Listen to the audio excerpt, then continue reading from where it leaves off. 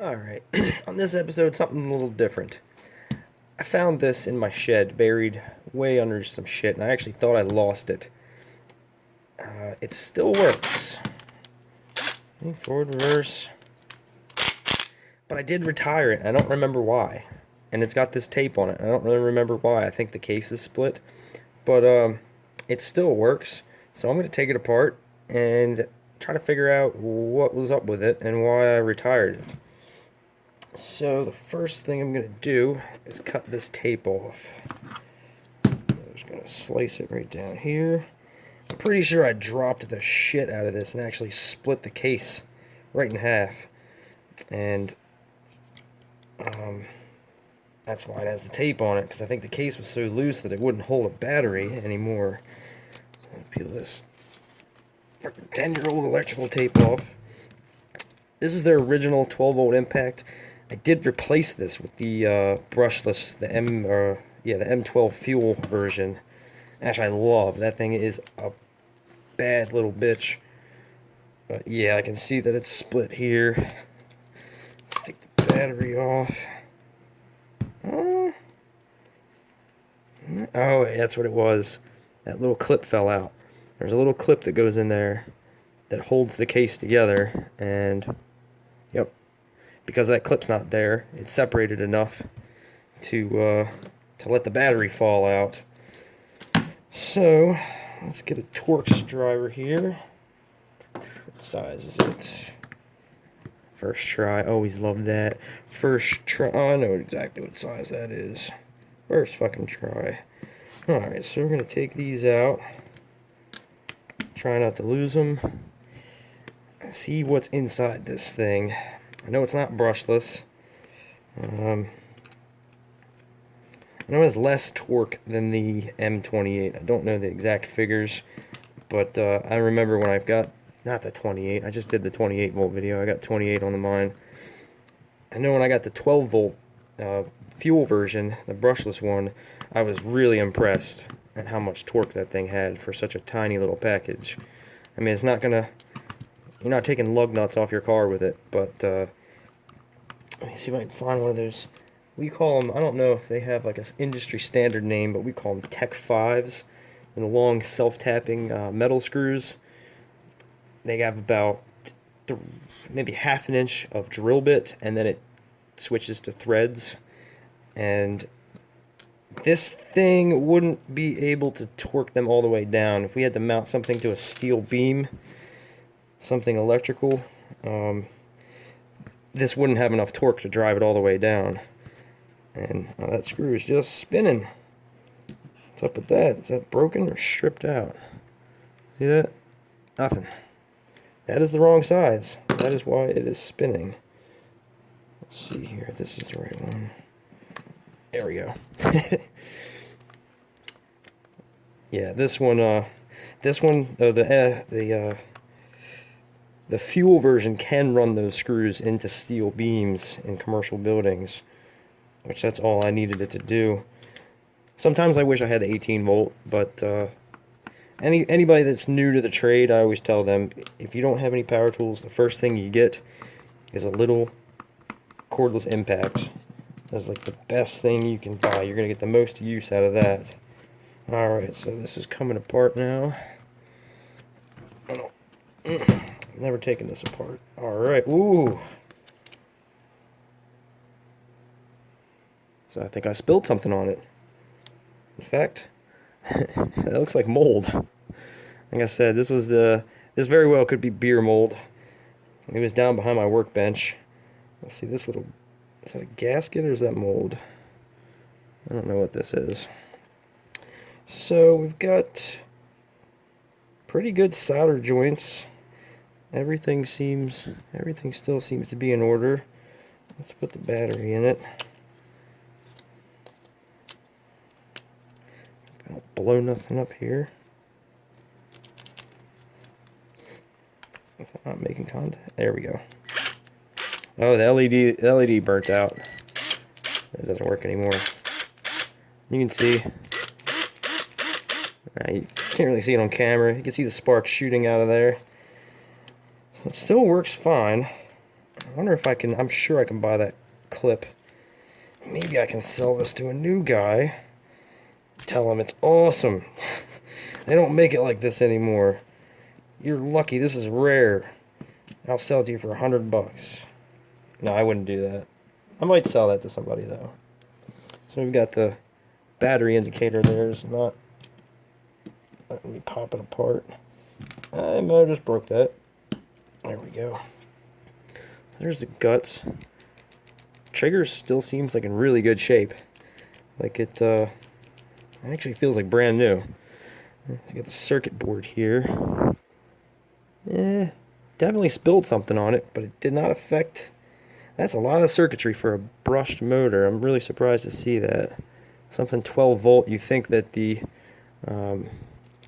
switching would just be done in the trigger, and that it wouldn't need all this. But it is lithium ion, so I'm sure there's some heat detecting circuitry in here.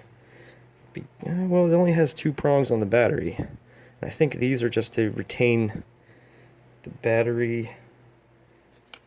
No, it does have a pin that corresponds to this tab right here. You can see that these 2 pins go in, and then this tab rests on here. So that might be some sort of heat detection, a safety shutoff in case the battery or the motor gets too hot. So I'm sure that's what all this is. Let's see if we can figure out any, and also the battery indicator.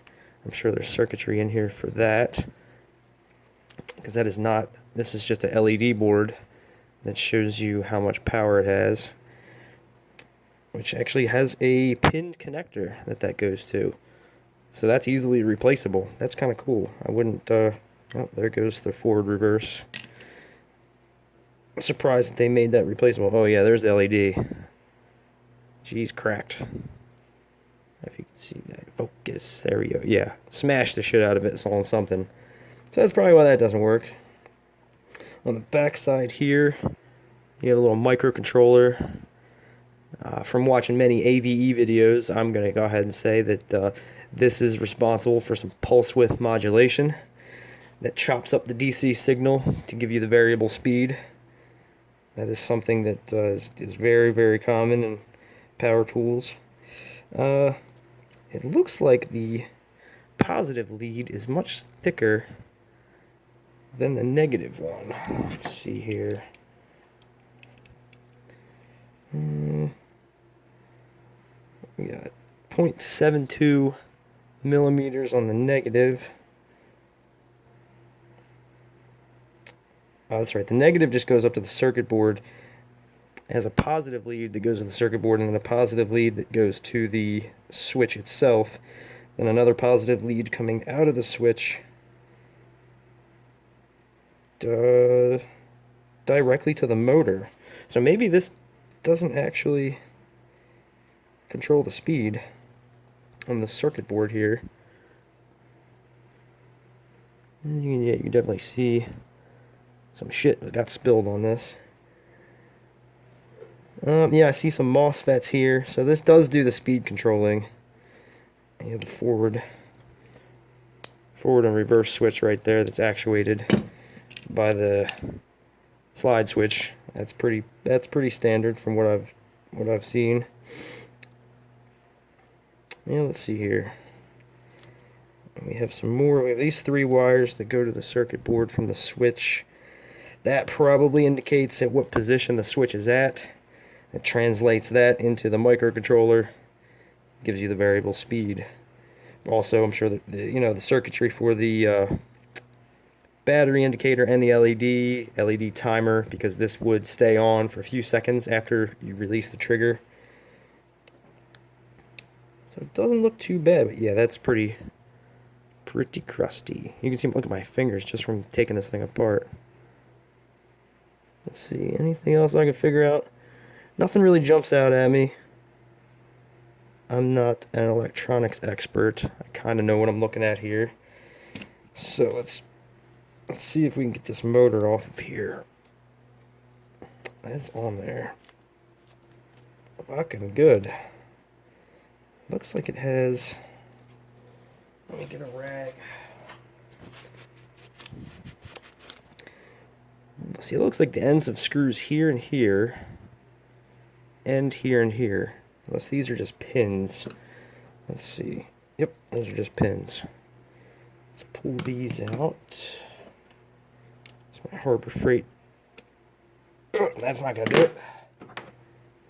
Let's try another Harbor Freight pair of pliers. Now these pliers kind of suck. They're so long that they just bend instead of giving you more gripping power. So that's one pin. Ow. That one doesn't want to come out. There we go. I think they might be directional. They might only go in for one side. There we go. That loosened it up. In there. Okay, so here's the pinion gear.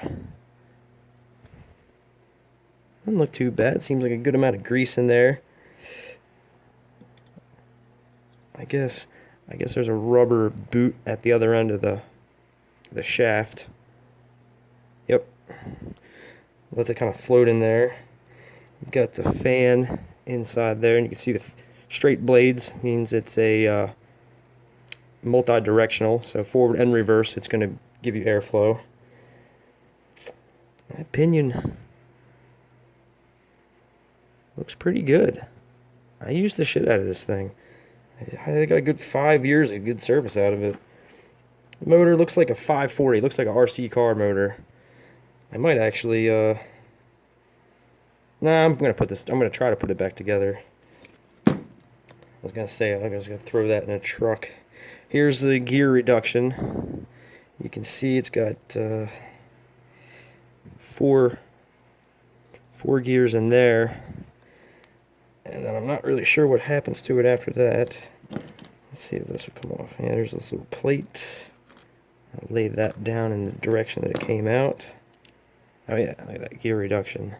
Let me see if I can do one rotation on this and see what it looks like.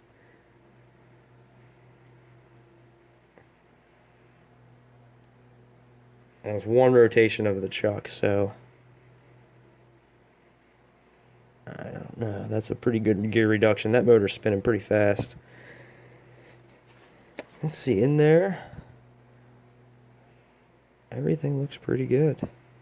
Grease is a little dirty, but you'd expect that.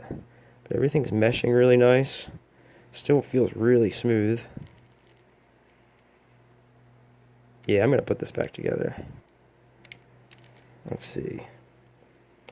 Let's see if I can get this out.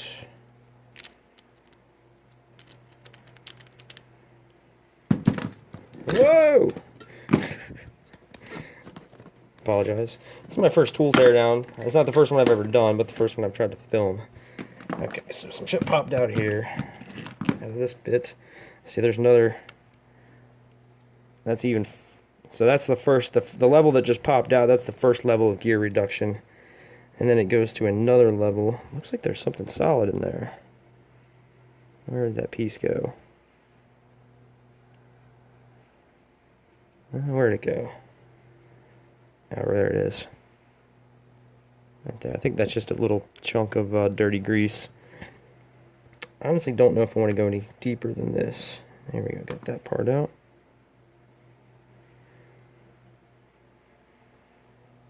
Let's see, how much of a mess do I have so far? Not too bad. I can pop that piece out. There's the end. After that, it's just anvil. I don't know how this plastic piece looks like it has some more pins in it. Let me see. I don't want to make this too long. And I do want to get this back together. But I'm going to sacrifice it just to see if... Put those pins over here because they're probably a fucking different length than the first two pins that I pulled out. There we go. There's a nice bearing on there. Sealed bearing. Pretty clean on this side. It looks like this is where the dirt stops. Any dirt that makes it past that, it's probably just dirty grease from grindings.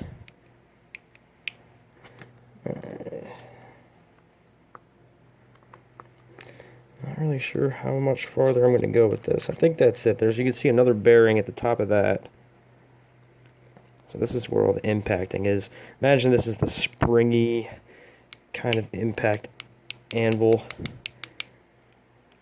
Don't think I'm going to take it much farther apart than that. But yeah, I got 5-6 years of use out of this, and it looks pretty damn good, other than that little clip falling out and busting the LED. So that's it. Little tool teardown.